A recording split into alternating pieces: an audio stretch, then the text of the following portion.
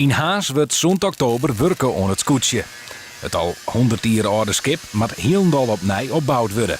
We zijn heel druk dwanden momenteel met de bovenkant van het scootje. De onderkant, dus het vlak van het schip, dat is al compleet vervangen.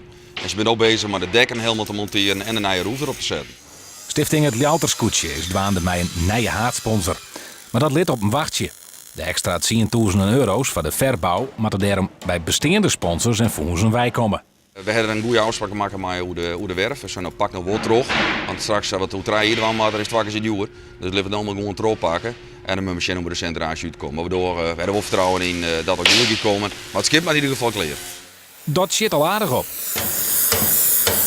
Ik denk dat wij mooi qua ijzerwerk kleren, dan moet het met 2 weken moet het, 4 hennen wijzen. Dan misschien nog een paar liefste denkjes, maar dat is het dan echt. Daarmee binnen ze er nog net. Na het ijzerwerk met al het houtwerk binnen ook nog dienen worden. Er is dus steeds druk. We hoop dat er hele maart dat we het wetter in zo'n kunnen gaan, maar de werfbouw zegt nou, als we nog een beetje terug zetten, is het eerste of tweede week april. Nou, dan kunnen we de champagnefles wel koud zetten, want dan moet er het wetter weer in.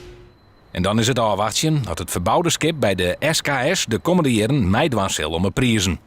De verwachtings binnen heeg.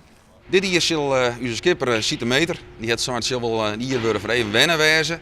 Alle mankementen die ik voor het hier mooi maken. Nou, ik hoop die er nou uit binnen. En als we binnen 3 hier tegelijkertijd met culturele hoofdstad 2018 Ljouwert. Nou, wat wij dan ik de bekroning erop zetten, ik heb met de SKS kampioenschap naar Ljouwert te helpen. Dan ben je helemaal dus schroeven.